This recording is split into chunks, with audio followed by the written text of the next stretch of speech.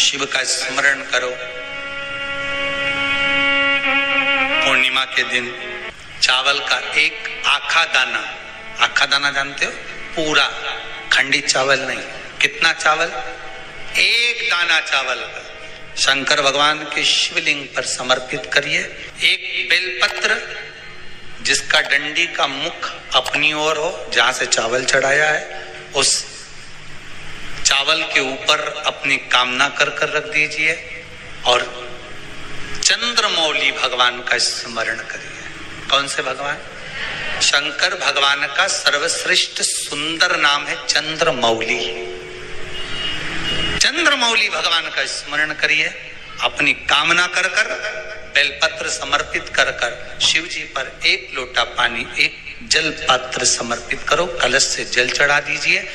नैनों में वो जल लगाकर अपनी कामना कर वापिस घर को आइए। अगली पूर्णिमा आएगी, जो कामना करी है मेरा चंद्रमौली भोलेनाथ उसे पूर्ण कर ही देगा। आप सभी को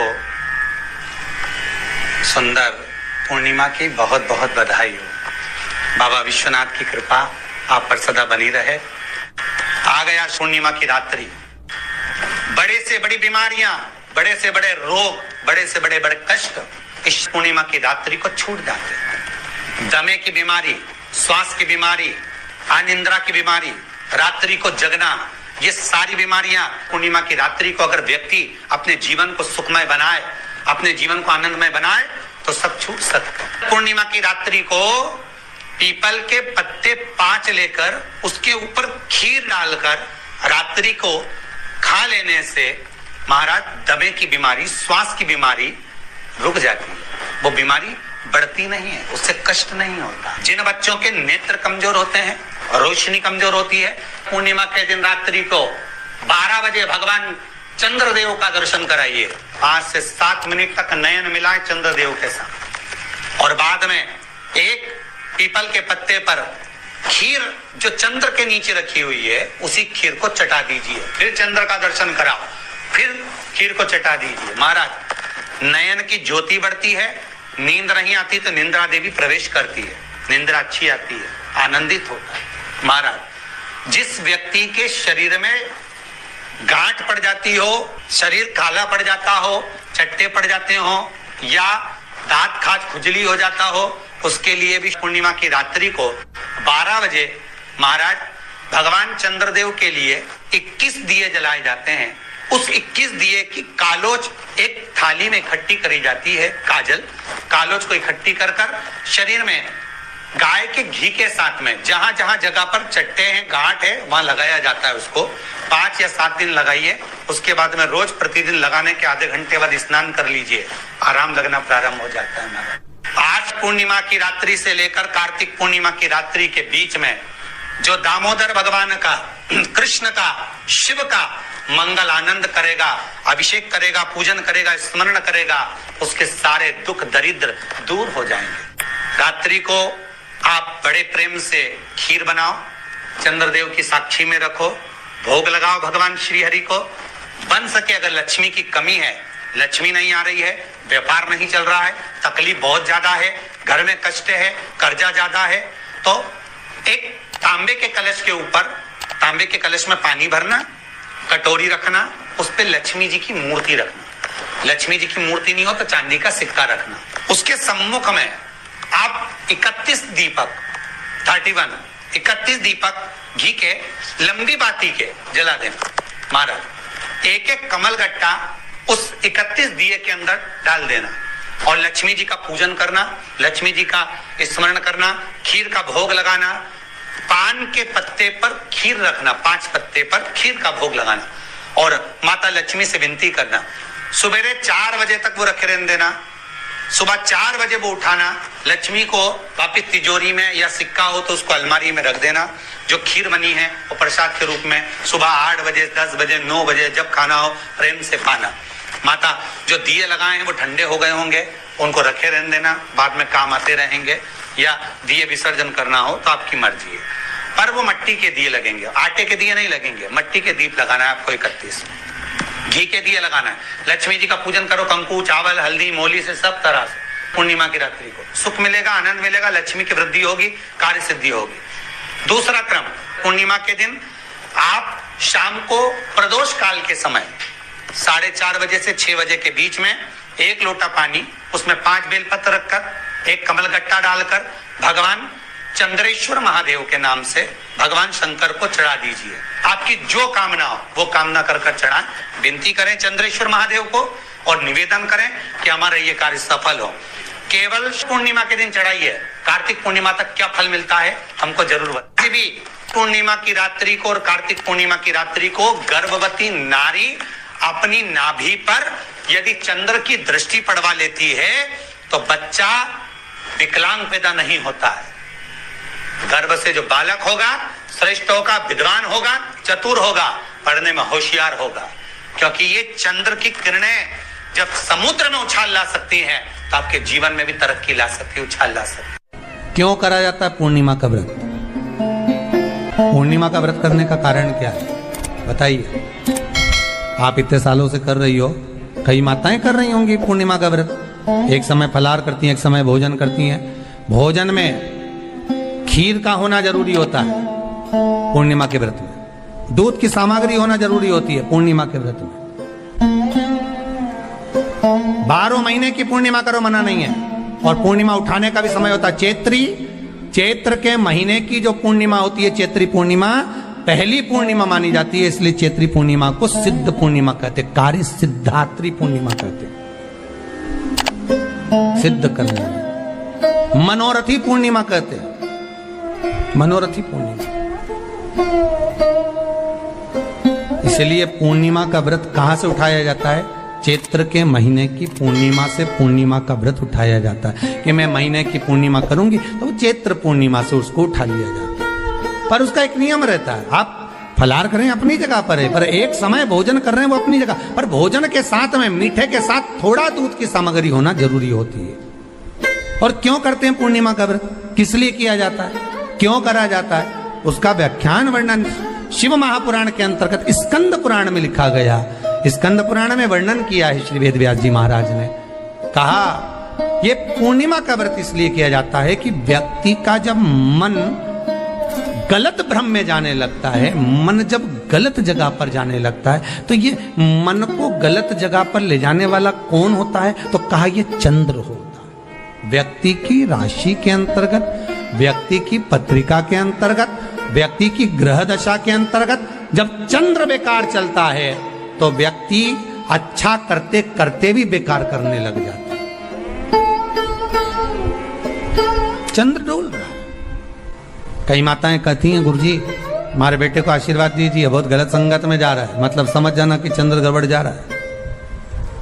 बेटी अगर गलत मार्ग पर जा रही है, बेटी अगर गलत संगत में जा रही है, किसी अन्य व्यक्ति को आकर्षित हो, चंद्र गड़बड़ हो रहा है, उसका चंद्र कहीं जा रहा है। कोई पुरुष, कोई लड़का, कोई गलत मार्ग पर जा रहा है, चंद्र गड़बड़ हो रहा है। घर में जो क्लेश उत्पन्न होता है, घर में जो विवाद उत्पन्न होता है, उस विवाद को रोकने के लिए केवल चंद्र की ही, इसलिए तो पूर्णिमा घर की नारियां हमारे यहाँ हिंदू धर्म में यहां तक स्कंद पुराण में कह दिया कि प्रत्येक पूर्ण, आप लोग कभी आप लोगों ने सत्यनारायण जी की कथा करवाई है? जितने लोग आस्था चैनल पर कथा सुन रहे हैं, जितने लोग फेसबुक यूट्यूब पर कथा सुन रहे हैं, यूट्यूब पर कथा का श्रवण कर रहे हैं, उनने कभी सत्यनारायण की कथा करवाई होगी। तो उसमें लिखा है हर कार्तिक, हर पूर्णिमा को, हर संक्रांति को ब्राह्मण सत्यनारायण भगवान की कथा या राजा या वैश्य कथा को कराता था, या बढ़िया कथा कराता। सुनी कि नहीं सुनी ये बात? सत्यनारायण भगवान की कथा में लिखा है, स्कंद पुराण के अंतर्गत जो सत्यनारायण भगवान की कथा का स्मरण किया उसमें लिखा है प्रत्येक संक्रांति पूर्णिमा को सत्यनारायण की कथा करवाने लगा और ये योनि को प्राप्त हुआ, इस योनि से छूटा, इस योनि में गया। लिखा है, सब कुछ लिखा है। अब उत्ते से समझ जाओ कि पूर्णिमा को सत्यनारायण की कथा करने का बोला, तो पूर्णिमा को सत्यनारायण की कथा का क्यों बोला? वैसे तो रोज कराओ सत्यनारायण जी की कथा, प्रतिदिन कराओ, मना नहीं है। आप क्या कोई विशेष फंक्शन है आप सत्यनारायण जी की कथा करवा, पर पूर्णिमा संक्रांति को और संक्रांति को पूर्णिमा को सत्यनारायण की कथा का स्मरण क्यों करवाया गया? क्योंकि पूर्णिमा के दिन अगर ये भगवान का व्रत रख लेगी, पूर्णिमा के दिन अगर ये खीर का प्रसाद बना लेगी, थोड़ा सा दूध की कोई सामग्री बना लेगी और भगवान को भोग लगा देगी, भले सत्यनारायण भगवान के भाव से बनाए, भले सत्यनारायण जी के निमित्तार्थ बना, पर अगर इसने सत्यनारायण भगवान के निमित्त से बना, पर पूर्णिमा के दिन अगर ये व्रत रखेगी, उपवास रखेगी या कोई सामग्री बनाकर भगवान की पूजन कर लेगी, तो इसके घर में जो अशांति है वो शांति में बदल जाएगी। इसलिए कई घरों में आज भी सत्यनारायण भगवान की पूजन हर पूर्णिमा को करती है। माता किताब लेके बैठ जाती है, तुरंत उन्हें ऑफिस जाना, कहीं काम पे जाना, और तुरंत उसने जल्दी कलश रखा, कलश नहीं भी रखे तो भगवान की पूजन कर कुरा के ब्राह्मण देवता को बुला लेगी, ब्राह्मण नहीं आएंगे तो खुद कर लेगी, पर करती जरूर है। इतना सा आटा सेक लेगी, पंजेरी बनाई, सीरा बनाई, मिठाई रख दो, कुछ भी करेगी पर सत्यनारायण की कथा कर ले, उसका मन लग गया उसमें। मतलब पूर्णिमा को करना है, उसको करने से क्या होता है? शांति रहती, शीतलता रहती। जिसके घर में हर महीने की पूर्णिमा को खीर बनती हो, ध्यान दीजिएगा, बहुत सुंदर संवाद चल रहा है, बहुत ध्यान देने वाली बात है। प्रत्येक महीने की पूर्णिमा को जिसके घर में दूध की सामग्री बनती हो, दूध की सामग्री तैयार होती हो, खीर प्रसाद तैयार होता हो, उसके घर में कभी क्लेश नहीं हो सकता। चाहे सास बहू एक दूसरे के सामने वो कहे ना, वो सांप और नेवले की लड़ाई क्यों ना, फिर भी शांति हो जाती है।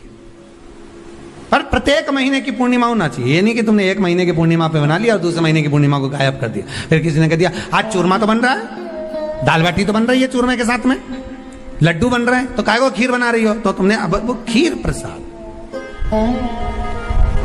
महापुराण की कथा कहती है, महाराज पूर्णिमा का जो चंद्र है वो विशाल का है, और उस चंद्र की पूर्णता में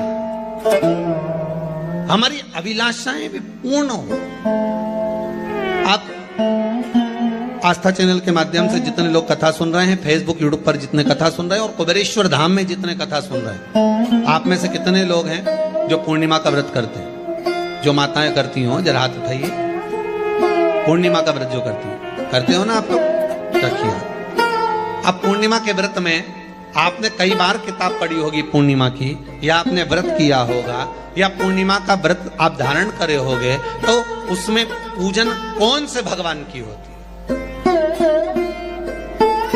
पूर्णिमा के व्रत में किस भगवान की पूजन होती है? तो कहा पूर्णिमा के व्रत में केले के खंभ लगाकर पूर्णिमा का जो अध्यापन होता है, पूर्णिमा की जो पूजन होती है, उस पूजन में शंकर और पार्वती की पूजन की जाती है। शिव और नारायण की पूजन करी जाती है, शंकर और पार्वती का स्मरण किया जाता है। किसकी पूजन होती है? शिव पार्वती।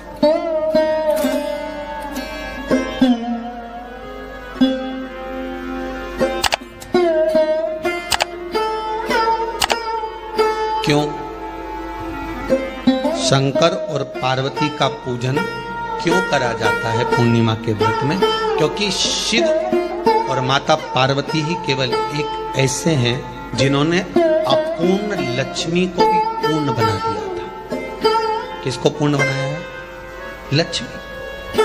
शरद पूर्णिमा के दिन अगर आप शंकर भगवान को एक लोटा पानी अगर शिव को समर्पित कर रहे हो, श्वेत पुष्प को रख कर शंकर जी के ऊपर सफेद फूल को चढ़ाकर अगर एक लोटा जल भी, एक पात्र जल भी शंकर को समर्पित कर रहे हो, तो ये लक्ष्मी के लिए ही तो कर रहे हो।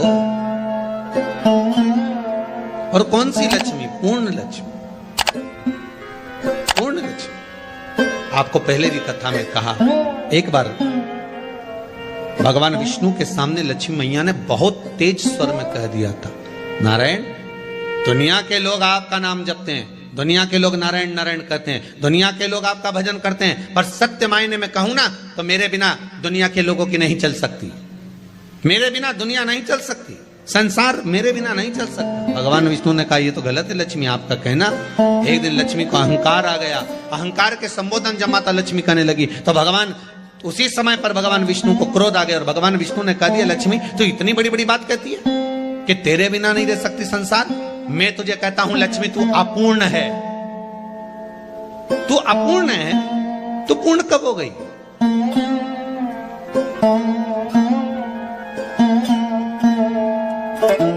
तेरी पूर्णता कहां हो गई?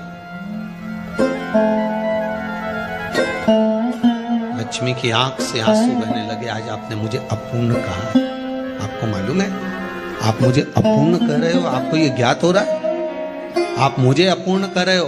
भगवान कहते हैं हाँ लक्ष्मी मैंने तुझे अपूर्ण कहा। अपूर्णता का मतलब आप जानते हो ना?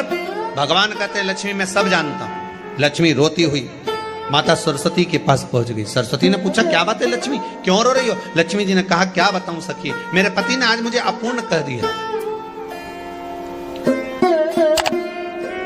तो क्यों रो रही है तू? अपूर्ण अगर कह दिया, पति ने ही तो कहा है ना, तो क्यों रोना? चल मेरे साथ।